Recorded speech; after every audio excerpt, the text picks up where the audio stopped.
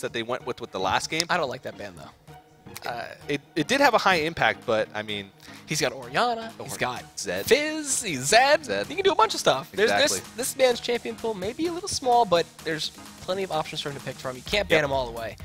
And, again, we're not going to see Arcsec and Xerath. This is something that I would love to see, but it's his best champion. It's his best champion by far, and I actually watched a couple of their matches last week and a couple of their scrims last week, and he was getting solo kills on Xerath in the mid game, just picking people off left and right. He loves that control-oriented style of mid laner. Loves to play Orianna, Xerath. Even Jace, who you saw, he didn't really play it very aggressively. It's hard to play aggressively against Syndra. It's hard to play control as Jace. I mean, you have Shock Blast and Acceleration Gate, but it's on a very long cooldown early on. Like, it's hard. But the ban's coming on through. We're going to see the Draven away. We're going to see the Gnar away as well. So we're not going to see ChumpJohn picking that up, unfortunately. And then there's the Jarvan and Rengar.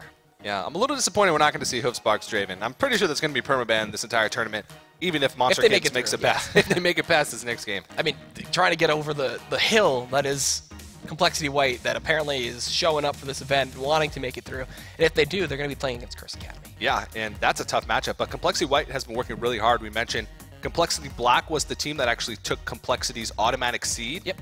And compLexity.White had to qualify through the ladder. And they were pretty high seeded, 5th seed from the ladder and 7th seed overall, which is really impressive considering they haven't even been together very long. No. And brand new roster, so and you can tell they're working hard. Westrice is a really big deal. He went from having the most deaths out of any player in the summer split of 2014 in the LCS and the lowest KD of any top laner to seeming like he's improved a lot and worked really hard to get where he is. So we're going to see the Janna picked up here. A very up-and-coming pick. A lot of players have tweeted, have been in games. They say that they really don't like Janna. Yeah. She's kind of the Elo honey or something like that. But we'll see Hanjaro playing him. Doesn't really fit his character, you know. He's a big brawly man. You feel like he's going to play the Alistars, the Braums, everything like that, everything manly. But we'll see him play the Janna. But maybe baby, going back to the Lucian. Going back to Lucian. That's probably the biggest comfort pick for him. And Kez as well, the Sightstone junglers. Elise, Lee Sin, those guys like to build Sightstone early on.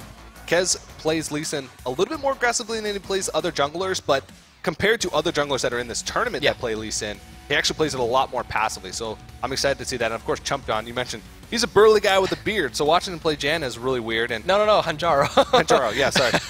Hanjaro is actually a really burly guy, and he likes to play the Janna, though. I think Janna is probably his best champion. I think it's one of his most played in solo queue. He likes to play Blitzcrank as well. Don't think we're going to get to see that. Blitzcrank really doesn't fit too well in the competitive scene, unfortunately. Not right now. Outside of the hook, he really just runs around a team fight really fast with his arms waving. All right, that's it. That's it. I'm out. Peace. Yep. All right, but there's an aggressive jungle for Sojin now in the Kha'Zix, so yeah, I want to see if he can get some plays going with that. There's something already better to synergize with it in the Orianna. You know, get the dissonance out, you get the slow onto the opposing mid laner, and then just isolate him.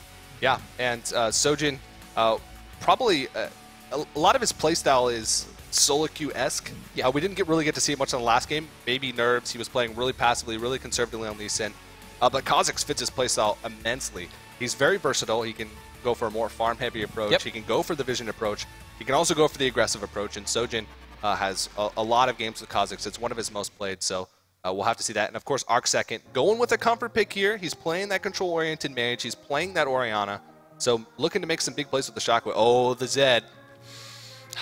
We're going to see some big plays with the Deathmark possibly here. Yep. For Golden Glue. And then it's going to be the Lifesteal lane down bot again. Lucian Thresh. Looking to be the lane that they'll always go to if it's available from the side of compLexity.White. Maybe Baby and Lil Pally. I like it. It's consistent. It's nice to play. A lot of good control, a lot of good safety you can have with the Dark Passage as well to pull him through with that Lantern. So that's a nice combo. I'm wondering if Hoofspark is going to go back to the Corki. It was an okay lane for them, but it didn't do anything. He got his Trinity Force, but then it was like, now what? Yeah, I'm really looking for more from him because Corki has the potential to really bully out in lane, especially once he gets the early Phage or the early Sheen. It really helps with winning trades, especially with the Janna. If they decide to go for the Corki this game, Janna is actually really good at trading because you put on the shield. Not only are you doing more damage, but you're also blocking a lot of the damage that's coming in. Oh, ChumpJohn picking up the Aurelia. That is not only a big deal because Aurelia is one of ChumpJohn's mains, but it's also a big deal because you're taking away from Westrice, which he's been playing a whole heck of a lot of in the past weeks. Oh, Vayne now. That's interesting because her range, very low, Lucian has no problem harassing her out. And the piercing lights, they're all so tough to deal with unless you tumble away from it. And then if you put that on cooldown, you have a tough time as well moving around. But I like it. It brings a lot of good late game. She's going to be able to have true damage with the silver bolts. She can chunk away through mostly anybody. Yep. But then she's susceptible to Zed. Getting one shot by Deathmark. You don't have a Quicksilver Sash or your heal up, you're dead. I think the game is going to depend on Spark's Vayne play because you said probably one of the riskiest picks you could have made in this situation. All those things that you have to worry about, plus you're going to have a rough time in the laning phase with going up against Thresh Lucian. If you get hit by a hook on Vayne, it's especially with the Lucian there to follow up, and you mentioned how it's so easy for Lucian to be able to run in there and harass a Vayne. That could just be death because if you get behind on that Vayne, it's going to be really tough for you to get back into the game. Indeed, and the last pick here is going to be the Malphite, so... Oh, wow. Westrice with the rock up top, going to look to see if he can smash some phases in with an unstoppable force. Yep. Taking TP in level 6, that's going to be tough to fight anything into because you can't go Dragon, you can't go Baron. You just always have that threat of just him just making a beeline straight for your backline. This is like the quintessential compLexity.White composition to me. I've watched a lot of their games over the past couple weeks, and they really, really go for this type of style. I can imagine that they're going to have a lot of split pushing going on for Golden Glue, and they're going to roam around as 4, gain vision, and might even look for fights with the remaining 4. A lot of challenger teams, a lot of inexperienced challenger teams tend to not deal with split push well. Yeah. And compLexity.White is great at capitalizing on that, and especially with Westrice taking that Malphite. Malphite is a champion where you can do more with less. You can get away with having less farm because of the power of your initiation. And so we can really allow Golden Glue to get in there, split push, get the gold, get the CS, and win the game that way. And it can really turn a lot of heads. All right, guys, so if you want to tell us about your predictions for this match, and maybe if it'll go to Game 3, see who you want to win, you can tweet at us at LOL Esports, hashtag LCS Expansion. So we're going to get into this game as soon as possible, as well as keep talking about these picks, because Irelia versus Malphite, you got some true damage to go through that armor, you got sustain and hit 10 style, equilibrium strikes, very a reliable stun, and then her ultimate just dancing those blades all the way through and healing up, so tough to deal with in that aspect. Mid lane Orianna versus Zed. Yeah, that could be, and Golden Glue has so much experience on Zed. When he originally joined Dignitas, a lot of people pegged him as an assassin player. He played a lot of assassins and solo queue before he actually made his appearance on Dig and before he actually went over to Coast. Zed, by far one of his most played champions, and so he's really experienced on that. And the Orianna matchup is something that I know he has a lot of experience with. Yep. It's something that I've watched him play quite a bit of times, and he plays it really well. And of course, I mentioned the split push. He'll get a lead in lane, and then he'll translate that lead into other lanes, which is something that good assassin players really need to do. All right, so it looks like we got the game ready. We're going to go into the Rift. This is potentially going to be the last game between compLexity.White and Monstar Kittenz. So we'll see what they can do here as they're ready to go. We're going to see if any cheeky invades come out and if any first bloods happen before 10 minutes this time. Yep. I think it was 13 minutes that the first blood came in last game, so that was pretty ridiculous. But I don't know if I'll see it happening because both of these junglers were playing really conservatively last game. Top lane, that's a tough lane to gank for either side. Maybe Irelia a little bit more susceptible. I think Vayne is going to be a high priority target for these guys. It looks like they're actually either going for a lane swap here or just transitioning for maybe a late blue invade is the other thing that they could be going for with this positioning. I mean, already up top, like Baby and Low Pally, they're sitting in that brush, they're sitting up, and I felt like they were going to go for a lane swap here, but I wouldn't really want them to. They could dominate that bot lane, but Janna's still pretty annoying. Vayne can dodge away. And they're going double exhaust as well. I didn't even notice this. I thought there was going to be a heal for Hoofspark, but double exhaust in this bot lane for the Monstar Kittenz side. Yeah, we saw in the last series between with Zenith and Final Five, Prototype White actually he took the exhaust. He plays exhaust on mostly every champion, but they had Rule 18 with heal. So so not double exhaust. It takes a lot of coordination, I guess, because what if they both exhaust the same target in the team fight at the same time? So maybe in a succession after one exhaust fades, like, all right, now you exhaust and we can keep fighting, Kern, kill them. They're really scared of Golden Glue, I guess. Yeah. Making sure that he's exhausted throughout an entire team fight. So we'll see now as compLexity.White, they're making the aggressive motion towards that blue, and they will just go flat up for this invade and steal. And it will be that lane swap as well. Maybe Baby going to be going in with Low Pally up top.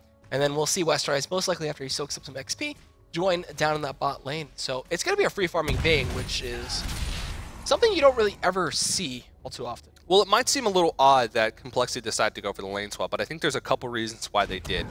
One, they might have expected the lane swap themselves because the Vayne pick is really risky.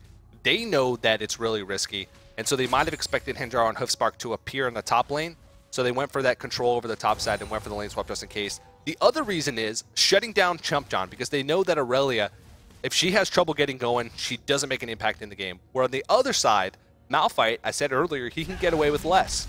So he can sacrifice some of that early farm and go around the jungle with Kez and not really get ahead, but still have a huge impact on the game once he hits level 6 just because of the ultimate alone. So those are the two reasons why they went for the lane swap. They're going for Dragon. Over, sure. Wow, okay. 3-minute Dragon with Silver Bullets level 2 and Tumble. All right, this is a very interesting early call. I like it. Yeah.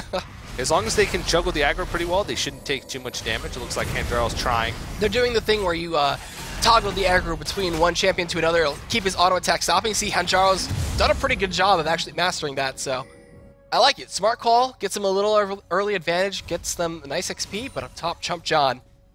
Oh, they're going to look for a dive when that wave push, but Westeros is going back. Yeah. Oh, maybe Kez is going to join him. This is going to be a 4 versus 1 dive, and ChumpJohn might be put to a run for his money. This could be pretty dangerous, though. ChumpJohn is level 2. The Equilibrium Strike can hold someone under turret for a long time. Kez is only level 2.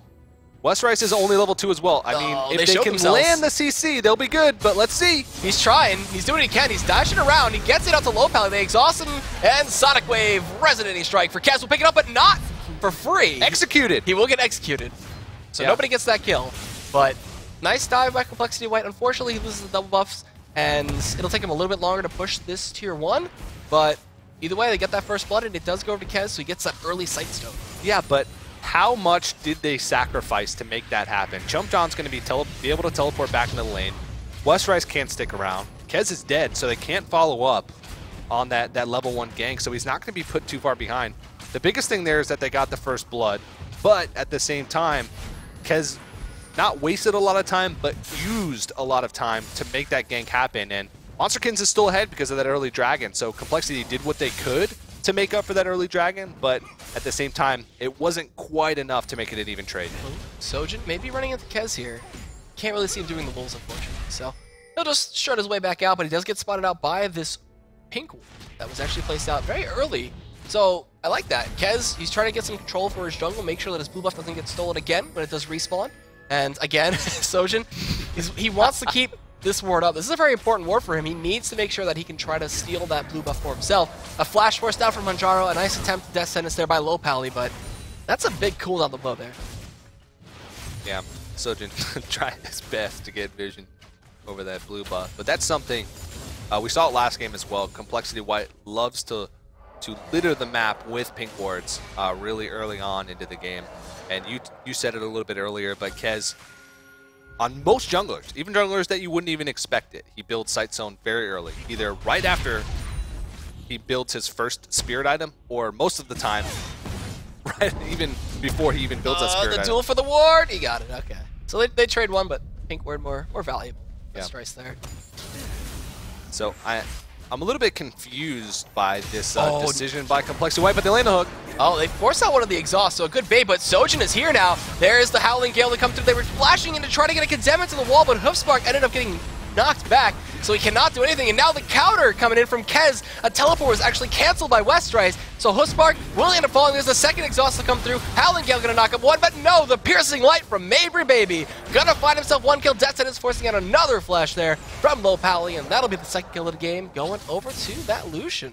That was just a lot of greed by Monstar Kittenz in that bot lane. As soon as they realized that they weren't going to have a secured kill, Hoofspark flashed in to try and get that condemn into the wall, but an immediate reaction from Mabry Baby, from Impactful in that bottom lane, made it so that was just a moot effort, and now they're diving mid. They should have backed out, and now the map pressure's starting for compLexity.White. Oh, Kez is in 6-0, but a good shockwave coming in. Can he command protect himself in time? He gets one kill at least in this. He gets the protect, the ignite, he's ticking away with the potions, but no, Golden Glue will clean that one up with that ignite, and that was a pretty ballsy dive, but trading 1 for 1 is a better scenario for Monstar Kittenz. Yeah, and the kill did go over to Golden Glue, so I said their team a lot of the time revolves around getting Golden Glue ahead. They will make aggressive dives. Kez will sacrifice himself and sacrifice his own gold and his own resources to make sure that Golden Glue has a good time in the mid and early game, and we're seeing just that. Going for the dive, giving him a kill. Arc second did what he could with it. Great shockwave, managed to pick up a kill, but they're falling a little bit behind despite having that lead early on because of that really early dragon. That really early dragon was actually a big offset for compLexity. Like, they're like, we can't rotate in after a kill. We can't really capitalize the fact that we killed one down bot and forced out all their tosses and flashes. So, a really good mind game from Monstar Kittenz. This game is a lot closer than the last game, so you have to give them that. And they're controlling vision a little bit better this game. They're utilizing their own pink wards. Sojin has actually bought quite a few wards this game. We actually saw like 3 of them get killed in the blue bush alone. So they're making sure that they're playing a little bit more crisp, but at the same time, again, that's sort of falling right into compLexity.White's hand. They're playing compLexity.White's game, but we know that compLexity.White is a little bit better at it just than the last game. Gonna get tossed over here to Golden Glue, and can you click that lantern? Oh, no, it's over the wall. No, it's in the wall actually. Yep. But all right, so he has take the long way around. He gets a blue buff, and he's building towards that Blade of the Rune King. So gonna try to chase people down with that, and just be a complete nuisance with it. Down bot, this tier 1, it's been taken very low for a long time, and they're finally gonna be able to finish it off. Yeah. So this is the first tower that they've taken in this whole series. That's the key to victory for them, is making sure they get that first tower. A 100% kill increase in turret kills. And we didn't make a big deal out of it, but Arc second picking up the very first kill for Monstar Kittenz in this series in the mid game. So they've broken it open. That's the start that they need to get themselves back in this game. 100% better. Yeah, pull them up by the bootstraps. All right, so we're going to see some good war control coming in from Monstar Kittenz again, and they're going to go straight towards this dragon and try to make it a 2 for 2, as there is no vision from the side of compLexity.White. So these dragons are just going to hand it over, and it's going to be a nice lead for them in the gold at least. Yeah, they have a really great objective-taking team. This game, at least. Yeah, maybe not turrets because of Vayne's short range, but as far as dragon goes, as far as the Barons later in the game, their comp is a little bit better for it just because of the percent damage that you have from Vayne, the execute damage that you have from Kha'Zix, and their mid-game teamfight is actually pretty strong as well. You never want to underestimate a Shockwave, and if you get Vayne some cleanup kills in a fight, especially early on, it's going to catapult her to that late game faster, and she's going to be able to outscale Lucian. Yeah, outscaling Lucian is a pretty hard thing to do, though. Yeah. Once he gets like his Infinity's You edge, really got to get late in the game for Vayne to be able to get to that point. And you got to have a good front line, which I'm a little bit worried about their front line for Vayne in the late game. If they were the ones with the Malphite, they'd probably be in a little bit better position. But again, that Hoofspark, we've said it from the beginning. It's a risky pick, but I'm looking for it to pip. Oh, wow. Golden Glue. Deathmark. He has it available to him right now with his Ignite, but just North of the Shadow, he's just going to get out safely and not commit too heavily to this. He knows Exhaust should be up. There's the Deathmark coming in. Exhaust is going to get dropped. He pops the final hour. Gonna tumble, and there's a nice shield, but it's not enough to keep him alive, and they will pick him up on the counter there. So Sojin gonna grab that kill, and unfortunately lose the Vayne, but they traded out for a big kill in that mid lane. Yeah, so Golden Glue, not the best trade for him, but he's going to set Hoofspark even further behind. He's already almost 30 CS down from Maybe Baby. He's not going to get back to lane for a couple more minutes, and that's just sort of the style that Golden Glue goes for, and that's just him playing to his strengths. Gotta say, though, that was well executed by him. I'm surprised that they Janus Shield didn't keep him alive for much longer. Westrice, he's doing a bunch of damage up here to Chump John, but this is the power of the Aurelia, able to sustain on through and keep himself rather healthy. But with Kez moving on in, he's got those boots mobilities, and he's got a Dragon's Rage ready with his flash. So I assume that they're going to go for this kill on Chump John. With enough mana for the Assemble Force, there it goes. The Assemble Force comes on in, Ground Slam as well. Flash swiftly out of that, but Resonating Strike following it on up. As they get the red buff, they try to slow him down as much as possible. And with the war jump and the kick and the auto attack, there it goes. Kez finds that kill, and nobody's going to die in response this time. Yeah, so Westrice has actually been falling quite a bit far behind in this top lane, but now he's going to get a lot more breathing room with that gank from Kez, and compLexity.White still, they're down a little bit of gold just from the objectives alone. 2 dragons and a turret, but so it seems like they're the ones who are the aggressors, and they're the ones who are making more moves as far as picking up kills and making map movements go. So a really good improvement, though, from Monstar Kittenz. Is, you know, they got 2 dragons, they got 1 turret, and they have that minor gold advantage, despite the kills being so far down. So, showing a much better performance this time, not falling behind in the creeps, but hufspark, he is 35 CS behind. He is struggling. He's having a really tough time. ArcSecond's really redeeming himself, though. You can tell just how more comfortable he is playing that Orianna, playing that control mage. He's making moves in the mid lane. He's a little bit behind from Golden Glue on the CS, but I mean that's just because Golden Glue's been getting CS from the side. Oh, the Shockwave comes in with the dissonance. Can they find the kill? Ignite gets dropped, and even with the shield and the heal, will he fall? One more tick, and there goes ArcSecond. Gonna find his 2nd kill of the game, and he's out of that Rod of Ages, so that was a big spike in damage for him. A solo kill from ArcSecond. Now that's a big deal for them. That's something that they haven't had in this game or in the last match as well, so that's gonna be a big confidence boost for him. And he's got the Rod of Ages stacking. Don't see many Rod of Ages from Orianna anymore. No. But I like the build that he's picking up in this game. I can expect him to build a Zhonya's Hourglass at some point just because of the threat of Zed in the late game. But at the same time, I like that he's going for the scaling. ArcSecond loves to play for the late game. Oh, ChumpJong gonna get dove down here. Deathmark, shurikens, everything all over the place. Juking around with the fancy feet. Golden Glue finds himself a quick and easy kill on that Aurelia. And this is just what compLexity.White loves to do. They send Golden Glue to split push. They try and defend us forward. And it's so hard to deal with the split pushing Zed because there's not many people, especially at this point in the game, that can go 1v1 with the Zed, especially since now he's got 3 kills under his belt. So they have to expend a lot of resources to stop him or just accept what he's going to be able to do in another lane, which is so hard to make those clutch decisions in the moment. The fight for the blue wraith there. Red buff going to get tossed on over to hufspark, and are they going to look for any kind of initiation here is the question. But compLexity.White, they're doing some counter warding, getting aggressive, trying to drop some wards of their own in the red side of the jungle, which they do. Meanwhile, you know, Westrice, Golden Glue, they've both been kind of splitting off. They've been doing their thing, pushing out the side lanes. That said, it's barely on the tip of the wing. Now, hufspark's doing his best right now to get as much CS as he can, but it just seems like the risk in picking the Vayne is not paying off. No. He hasn't completed an item. Granted, Impactful has not completed an item as well, but at this point, Vayne is just so far behind, 40 CS down from her counterpart in the Lucian, and just trying her best to pick up as much CS as she can, but Golden Glue's on his way down here, and that's going to mean it's time for hufspark to leave.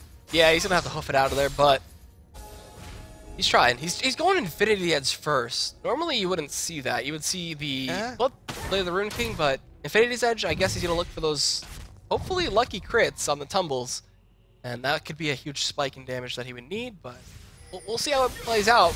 Getting the comeback Infinity's Edge is pretty risky. I'm not sure, I feel. And once that Blade of the Rune King is finished for Golden Glue, there's going to be not many things that are going to be able to stand in his way.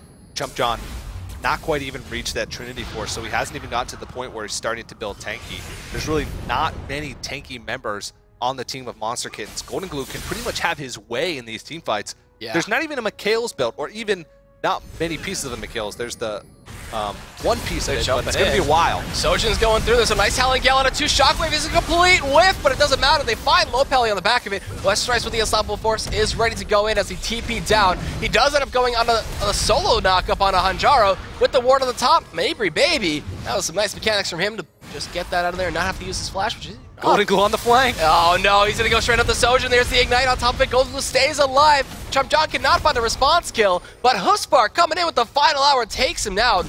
So able to find 1 recovery kill out of that. ArcSecond looking for 1 more command attack. Can he get it? No, it doesn't look like he can. Kez in the meantime is going to end up... Actually, ArcSecond does find it in mid. All over the place, all this action. Kez barely gets away, and it's just a 2 for 2. Actually, a 2 for 3. Excuse me. Hanjaro died in the beginning. Yeah, a little bit of a crazy skirmish there that started all the way down close to the bottom lane and ended with hufspark and Kez trying to duke it out up by the top side red buff. So Monstar Kittenz looks like they come out a little bit on top. They're down in kills from that fight, but they are going to be able to pick up the dragon, which is going to give them a slight gold lead, only about 500. 3 for 3. Oh, 3 for 3. Okay, well, then they come out even and ahead with that dragon pickup, so that's going to be great for them. Of course, hufspark picks up a kill, is able to finish the Infinity Edge and start going with that dagger. So he's got going. He's looking for that static shiv next, most likely. Yep. And then the same can be said for Hookspark. I mean, I guess for completely going for Blade of the Rune King, I mean, I don't know what I missed, but I guess Vayne wants to get an IE when she's behind, but yeah, it's working out for him. He got that kill on Golden Glue, so yeah, he's doing what he can. Kez. He's really going for that extra tumble damage from the bonus damage from the tumble. I'm sure he's maxing that first as opposed to the Silver Bolt's max from attack speed. Wait, who got Hoofspark? I think Hoofspark was the one who ended up getting that one in the end. I have no idea. Wow, all right. Spite was still up 2 for Kez, but... Actually, no, I think it was actually Arc second. Hoofspark had the blue buff from the from the fight, yes. He took off Golden. Okay. So Arc second has the blue buff as well, and his is fresh, so it was him that was able to pick that up. That's going to be good for him, and he's well on his way to building what looks like, I'm guessing, it would be the most logical choice would be the Zona's Hourglass. Yeah. Just go pure tank, like tank mage. Yeah. Get all the damage you can, all the health and armor you can. Just try to negate what Golden Glue is trying to do to you and assassinating you.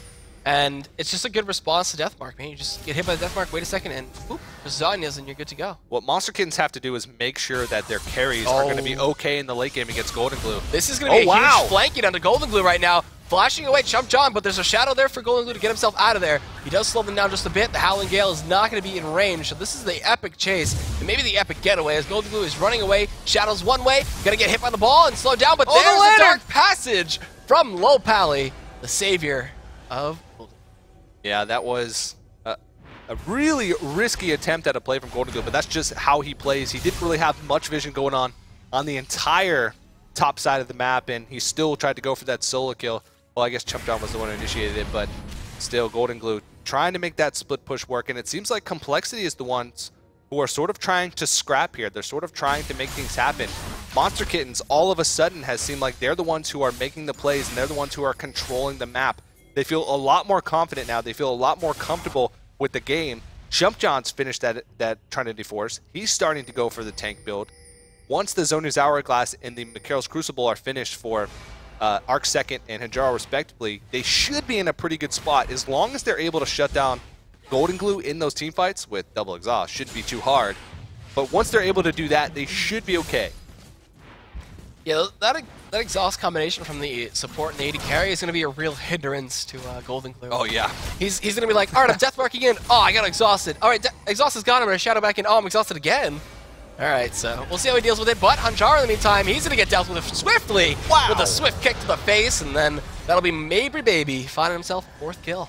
And he was going out there trying to get that vision, but Janna, one of the most susceptible supports to being caught out just because she's still squishy, she got absolutely exploded at the beginning of that fight. So compLexity, again, trying to control that vision, but they don't have as much of a foothold this game as they did in the last match, and it definitely shows with the score. Perfect game last game, not so perfect this game. No, not so perfect indeed. It's already just so much better for Monstar Kittenz. Getting 3 dragons, finding themselves a minor advantage earlier on. It's still been teetering back and forth between teams, so they're doing what they can to keep up. Only a 1,000 gold discrepancy, so doing a good job. And Chump John, he's found himself a lot more farm this time around, and still 0-3, but he's got the Trinity Force. He'll be looking to make that random and Omen and try to tank up for the rest of this game. And the things we were worried about in Champion Select for Monstar Kittenz, and the thing that I'm sure Monstar Kittenz was worried about in Champion Select, was how they're going to scale. And whoa, this is really dangerous, but Malphite's teleporting in. Oh, that damage from the hit 10 style, so much output there. But Westrice, no problem for him. Gets the Unstoppable Force and finds himself the counter kill. But that's huge for Chump John. Finding his first kill of the game and being it on Golden Glue is a pretty big feat for him.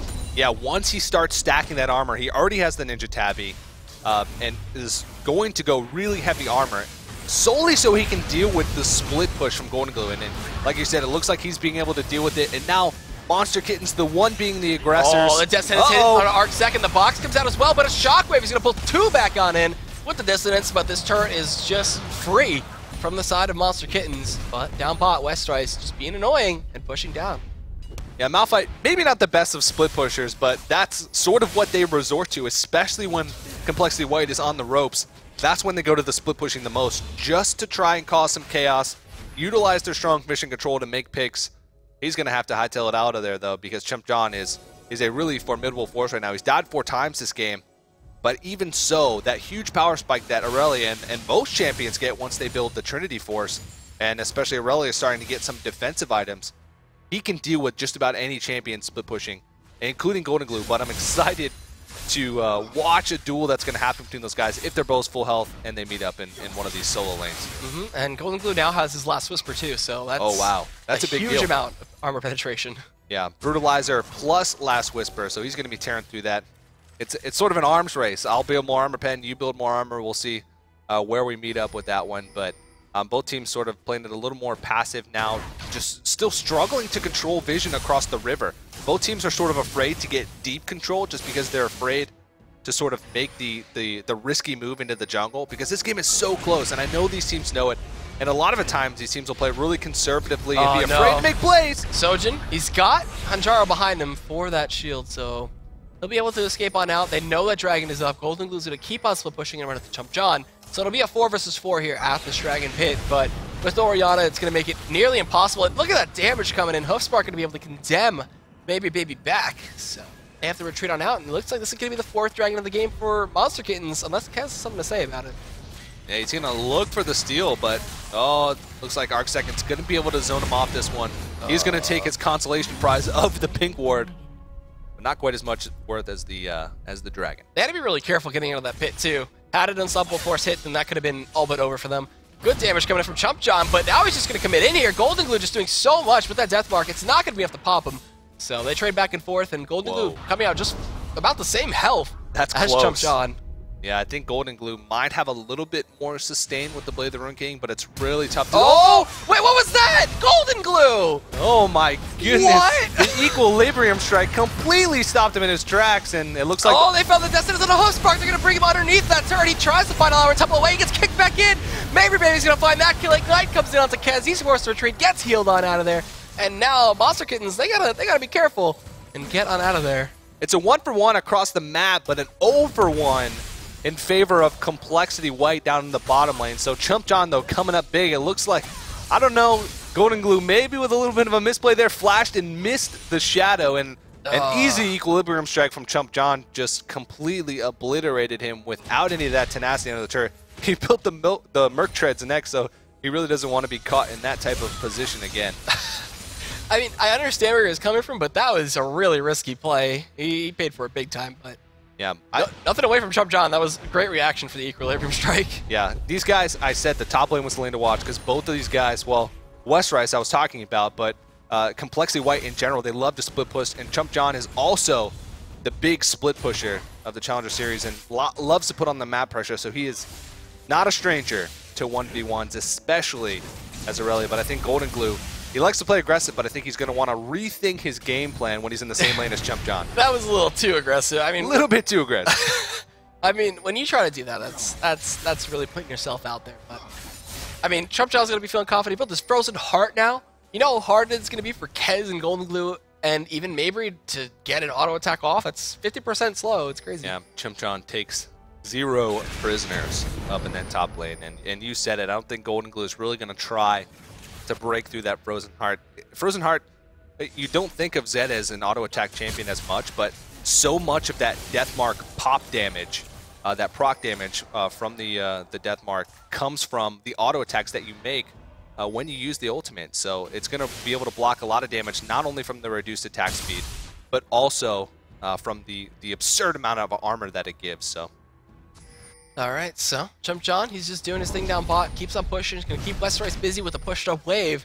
So they could look to try to force some kind of fight out here, but TP is up. Sojin is spotted out, so he swiftly just uses that Scrying Orb that, who has that picked up? Oh, it's Hoofspark, who has that one scouting out everybody. And they make their way down bot, so this is going to be the first possible 5v5. Yeah, I'm excited to see how this next 5v5 fight's going to go. It's all going to come down to the initiation. compLexity.White has the Malphite, they have the Lee Sin, so their initiation is fantastic. But at the same time, Shockwave is one of the ultimate fight turners. Yes. Especially as compLexity.White, you're tunneling, you're saying, okay, Westrite's ult in. You're so focused on the initiation that you don't remember where that ball is and get caught in a Shockwave. Whoa! Not going to commit the Death Mark, though. So he's able to just get out of there. They spot him out with their own Scrying Orb. I love the teams that are picking these up. It's such a good trinket that you don't really see too often. People have been picking up a little bit more lately, but when it gets to that late game point, you're like, oh no, someone disappeared. Let me just Scrying Lens over here. Yeah, and especially in close games, I think is when the Scrying Orb comes into play the most, just because one catch or one positioning mistake for a team can result in a loss, especially as the game gets later and later. So they really want to make sure that when they make the shockwave. Oh, but a nice Shadow Juke comes in and they're going straight to the Hoof Spark. That's the big target they want, and Kez is on the killing spree. Death Set is connected on a Sojin. They're going to look to go for more, but a great Monsoon from Hanjaro is going to disengage from that, and an even better Howling Gale on a 3. And now Chumpjon has joined the fight. He's looking for something. Westwise is off to the side. Yeah, Westwise is looking for it. He can not flash it. It is on cooldown, so no unstoppable force just from that. But with the Death Hoof Spark, that should be their push in here onto this tier 2. We'll see what they do, but a Howling Gale actually interrupt Kez from coming in any further. And that's going to be a free tier 2 turret over to the side of compLexity.White. As now, they're with 2,000 gold ahead. The gold has just been staying so even between these teams this game. Yeah, you can tell just by the objectives. They've been trading turrets pretty much back and forth. compLexity.White does have that kill lead. A lot of that's from early on in the game with Golden Glue split pushing and them just being able to pick up kills left and right. But it's sort of started to stabilize. But what I really want to point out in that fight was that's a pretty big positioning error from Hoof Spark.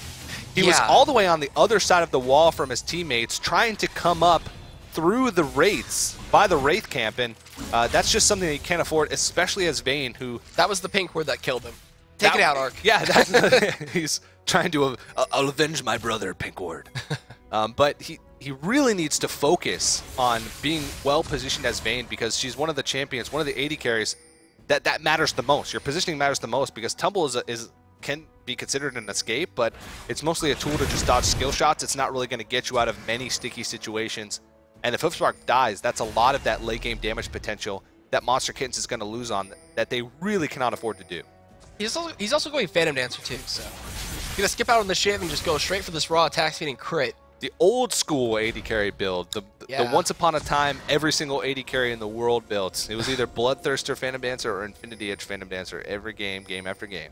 Yep, and you can see how much he's suffering too compared to maybe Baby. Oh, this is a bush camp. Sojin gonna get that. Oh, it just melts. And they squished that bug no problem, and now they're gonna go for their first dragon of the game. So out of 5, they finally got one. Yeah, it seems like Monstar Kittenz might be losing a little bit of focus here, because they're just sort of wandering into areas that they have no business being in, and Sojin really had to expect at least a couple people to be in that position. And Vision is a team effort. You can't be going in there and warding alone unless you know for a fact that it's going to be safe for you. And also, you were talking about the bottom lane there, Hoof Spark and Maybe Baby. Look at that CS difference. That's crazy. 110 CS. That was almost double about a minute ago. Crazy. So you are exactly right in saying that Hoof Spark is very far behind as far as itemization goes, and even as far as kills goes. Maybe Baby is rapidly approaching 3 items, and I think he's got a lot of gold in his pocket as well to make his way to 4 items. And Hoof Spark just finished that Phantom Dancer. Oh, that was a nice Howling Gale in 4. Very rare to see that. But once the Bloodthirster is done from Maybe Baby, that's going to be huge. That shield is going to be nice for blocking a lot of the damage. And just stay in a safe distance, and you're good to go. So we're going to see them go straight in. I love what Hanjaro did. He placed the pink ward and then left a sentry in the back. So they cleared the pink, and they're like, oh, it's clear. So now this is going to be a big fight. They teleported into that ward, coming in from ChumpJon. The box was popped up from Low Pally. They go straight on in. Hoof Spark is dead. Golden Glue finds that kill, but ChumpJon on the side. Shockwave! It's going to hit on the 4. They're going to take down 3. Looking for more. The reset comes in from Sojin. They go to Low Pally, and now that's the 3rd dead. Westrice is going to be soon to fall. Red buff to slow him down. They're going straight on into him. He's slowed. He's dead. He's gone. And that is going to be a Baron throw coming in from compLexity.White with a beautiful ward from Hanjaro. Maybe looking for Kez as he safeguards away. ChumpJon not giving it up. Gets the Equilibrium Strike, the hit 10 style hits, and the ace comes in from compLexity.White as now, not compLexity.White, from Monstar Kittenz as they're going to get Baron. What a shockwave by ArcSecond there to completely turn the fight around. That's exactly what I was talking about earlier. Teams that have the Malphights really need to make sure that they're focusing on themselves as well as the initiation from the fight. It was a wonderful initiation by Westrice. They killed Hoof Spark almost instantly in that fight. But then, shockwave. A 4-man shockwave from ArcSecond chunked them all down, and ChumpJon was able to just roam around that fight, clean up. They get a clean ace, plus the Baron, a turret. Monstar Kittenz are now in the driver's seat for this game. Oh, Legend's going to end up pulling in Maybe Baby, but ChumpJon, he is no easy kill right here. There's the culling, just tickling him. Yes. Look at him. Maybe Baby's trying, though. What are those, mosquitoes? He'll give it up. But yeah, that's crazy. That was a huge swing of momentum. I would be feeling so good right now if I was Monstar Kittenz after that fight and the Baron. Well, the thing about it is, I can't say it enough. Hoofspark died instantly. Yeah, there was that was nothing, a 4 versus 5. nothing that he can do. That fight was, yeah, a legitimate 4 versus 5. But you got to think what they blew so much on him. Golden Glue used the Death Mark in onto Hoofspark. They used the Malphite ultimate pretty much only onto Hoofspark, and that just left ArcSecond and ChumpJohn to be able to wreak havoc all over that fight. And Impactful did what he could, yep. But it's just so hard without that front line anymore to really do much of anything, especially on Lucian. And now they have to really be scared, because if Hoofspark manages to live through one of those fights, then this is going to be disaster for compLexity.White. Especially once he has his last Whisper too, and with the Silver Bolt on top of it, he's going to be just destroying these people. And he already does do quite a bit of damage to Westrise because he built so much HP that those Silver Bolts are going to just melt through his health. But with this, there's the Yomu's Ghost Blade. Sojin forced to use that ultimate and stealth his way and leap his way out of there. So, not losing too much there. Low cooldown on that ultimate from Kha'Zix, so they just back on up. They're giving respect to each other, which is definitely what both teams need to do at this point, to not risk losing any further. But, oh no! That's not connected to Sojin. He's caught out again without that ultimate though. Gets flayed back and now forced to flash. So using all of his escapes.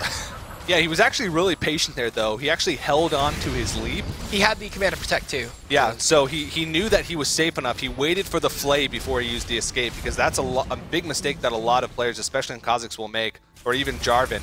They'll get hooked in by Thresh and immediately try and escape or flash, and then it'll just get flayed right back in and don't even go anywhere from the escape, but great patience there. This is compLexity.White, though, scrambling. They're trying to go for the Fnatic brush there, trying to pick him off.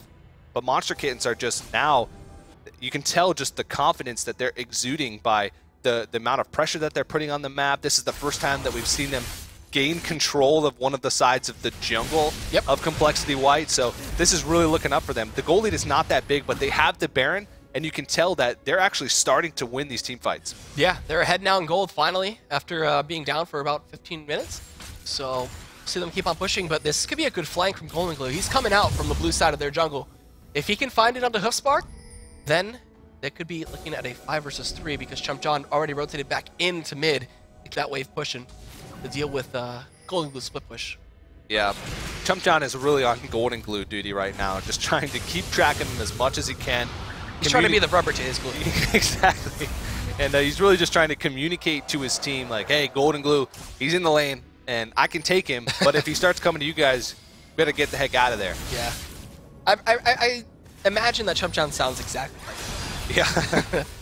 All right, Yomu's was popped out from Golden Glue again. He's just scaring away Sojin. Oh, Hoofspark, no! He gets hit. There's a condemn, but he gets kicked through the wall. He's forced to flash to the other side of Shockwave. He's going to keep Golden Glue away for a little bit. Sonic Wave comes in. They get the Death Mark on top of it, but there's the Zaydi's Hourglass. Hoofspark is going to get the shield and stay alive for a little bit. The Monsoon is keeping him alive! He's still alive. ArcSecond falls, though, in the end, and now they're chasing on a Hanjaro. Everything he did was for Hoofspark. Still trying to cut this one through. The condemn comes in, but it was safeguard. Kez actually gets through that Howling Gale. There's the culling over the side, and that's only going to be one person dead in what could have been a catastrophic loss for Monstar Kittenz. Yeah, that was a really rough start to that engagement, but Hoofspark managed to live with a sliver of health. It was like Ignite Tick, and then Gen Ult Tick, Ignite Tick, and then he barely survived with just a little bit of that sliver of health. That shield, too, just... Yeah. Oh, man. That was just really close from what you said, being extremely disastrous for Monstar Kittenz. ChumpJohn now has his teleport available, so he's going to be able to maybe join a fight if that happens again. They do pick up the dragon, so despite losing a member and despite an almost disastrous team fight, they still seem to want to be the ones that are in control. And compLexity, the big thing about this late game team fight, though, is I think they lack quite a bit of damage. Once Golden Glue is in there and exhausted, once that ultimate is down, they're really just don't have much ability besides the Lucian, besides Impactful, to be able to clean up those fights. And I like the itemization choice by Hanjaro here. He actually went for that early locket to make sure that his team would be able to get out of that Malphite ultimate in pretty decent shape. Yep. And that's a great choice. He didn't build the Mikhails, which is something that you think would be big, but big they're okay with losing Hoofspark. This is a big blue buff, and he'll jump over. He loses it. Oh, nice smite coming from Kez, but at what cost? Howling Gale, Zephyr is going to come through as well, slow him up. They use the Talisman of Ascension, but they're not going to go any further. Yeah, especially for ArcSecond. In a siege scenario, that blue buff is a really big deal in Orianna because you want to be able to reposition your ball constantly to give that threat. So yeah, he needs it. Yeah, exactly. You talked about the build that he was going earlier. Rod of Ages is not a normal choice that Oriannas tend to go to because of the amount of mana sustain that they're sacrificing to be able to go for that little bit of extra health. But other than that, pretty standard, and he's actually doing an absurd amount of damage now that he has the completed Void Staff, the completed Rabadon's Death Cap, and of course the Zonias to be able to block out that Death Mark. Arcsecond is a really scary force. Yes, he is. But an equally scary force is still Golden Glue, CoSpark's worst enemy. Yeah. He's got a Quicksilver Sash now too, so he's not going to worry about Equilibrium Strike. He's not going to worry about getting slowed by Zephyr or condemned to the wall. So he's got what he can to get out. I think CoSpark's going to want to build his own Quicksilver Sash pretty soon here. Either that or McKills, which haven't come out. But I guess they're okay with Hoofspark dying. They realize, you know what, Hoofspark? We can really afford to just have you die at the beginning of the fight. So we don't even need you, man. Just stay out of this. Yeah, you can just be the bait. We'll let you die. I'm not going to build a McHale's. And if you want a QSS, go for it, but you're on your own, buddy. GA at this point may be a better option. That could be an option as well, especially since the initial damage from Malphite they want as well. this. Oh, wow. They popped the Talisman. They're just going to go straight into this right now. So just going to tank it up. They're doing a bunch of damage. The Colony's going to clear up that wave, though. And as the minions push on up, they're going to get that reduced armor. And Hanjaro, man, he's got to be very careful.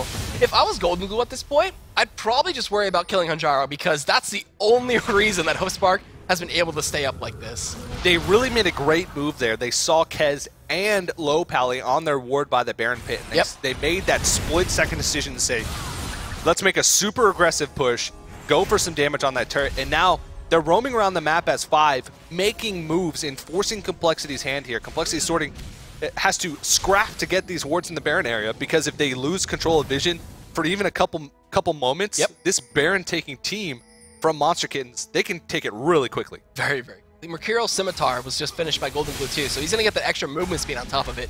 And the ward going to get cleared out finally, but I'm pretty sure it'll be replaced in an instant. There it goes. The Sightstone coming into a big effect as they're just continuing to commit to the split push here from compLexity.White. They're going to put the hammer down. They're like, you either go do Baron or you fight us right now and stop this push. As Golden Glue just goes in, they're coming from behind. Spark with Chump John leading the way. Can they do it? There's going to be the turret getting destroyed. Barbie baby, what are you going to do to get out of here? Here's Chump John coming in with the Equilibrium Strike, going to stun him up at 10 style. Blade of the Rune King, so much damage. Look at this dashing on in, doing so much to kill him, and they got Hanjaro. Maybe baby going to find that kill. Spark is going to end up dying to the Death Mark. Yes, he does. And Death Sentence comes in. They're going to find Arcsecond, and no, and everything just erupts. Chump John's still alive, though, with the double kill. It's a 2 for 2. They're chasing this one out. Golden Glue going to get flashed on. There's Chump John with Sojin. Going to find the kill. The kick is not going to stop him, though, as there's the Dark Passage from Low Pally to keep him alive, and in a 3 for 2, losing 3 main players from compLexity.White, Monstar Kittenz come out ahead. Yeah, Monstar Kittenz is really in a great position now. compLexity.White just doesn't have the damage to be able to take these team fights on.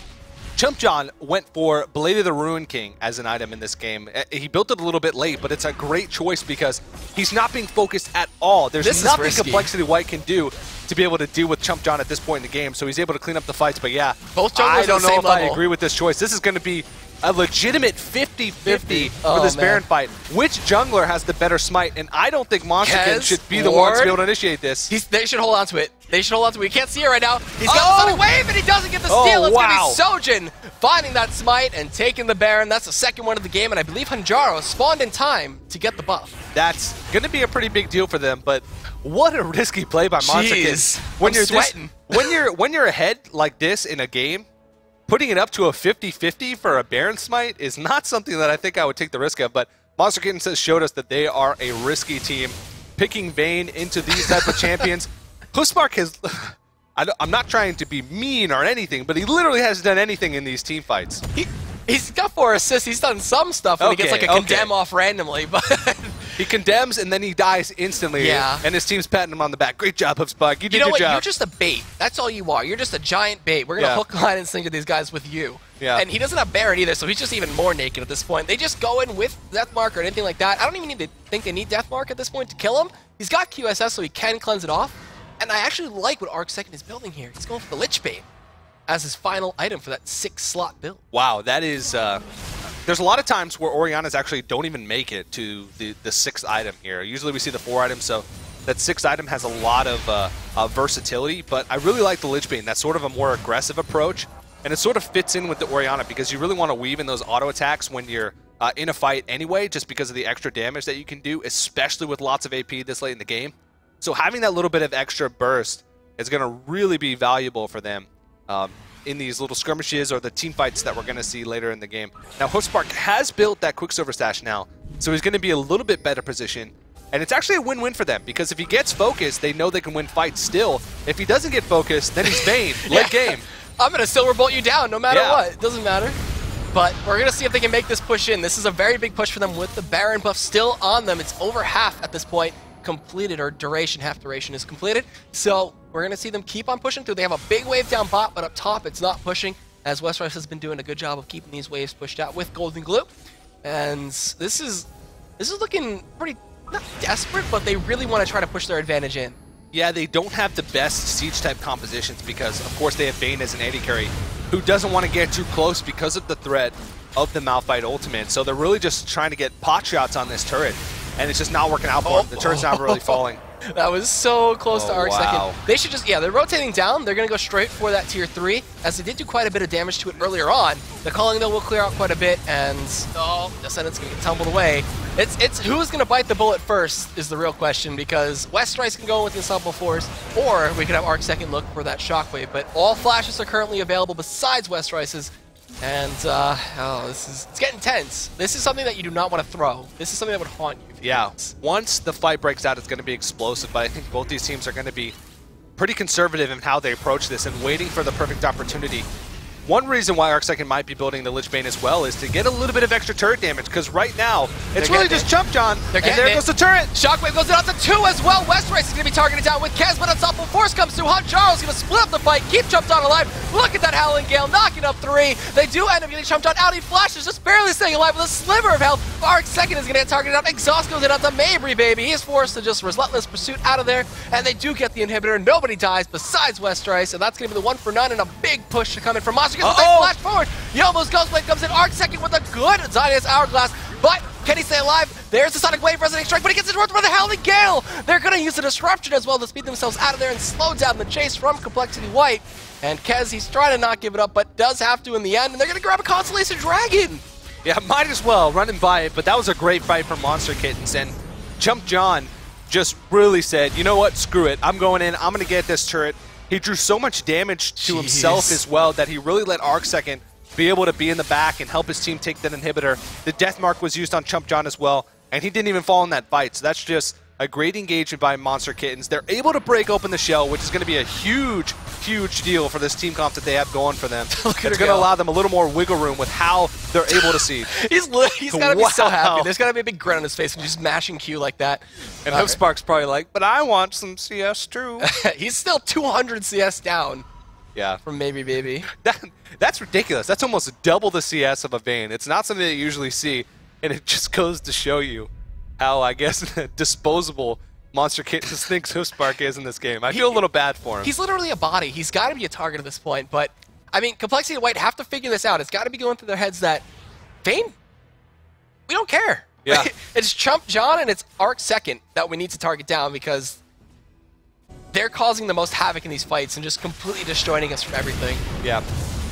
Chump John actually went for the Wit's End as his 6th item, which is, I mean, again, a lot of times we don't see 6 items, but I like that choice to be more of a threat in these fights. Here we go! There's a Shockwave Kez as well. They're going to be able to blow him up. There's the Howling Gale on top of it. Low Pally doing what he can with the box. They're doing all they can to take down Mabry, baby. Jumping in. Soldier's going to be able to find the kill and take him out. Hookspark staying alive miraculously as he's got red buff. He's going to chase down to the Westrice, and this could be game as Low Pally is going to fall in the back. That's a 4 for none. Monstar Kittenz, they've done it. They found the hole in the gap and just cinched it. Wow, that was an impressive fight, especially since they used so much onto Kez. They actually used the Shockwave, and that really just goes to show you how much work Chump John's doing in this one. They're blowing so much damage on him that they just don't have enough damage to do much anything else in these fights.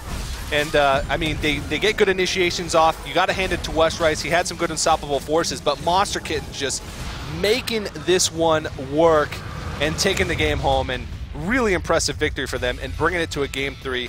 And that's just a huge confidence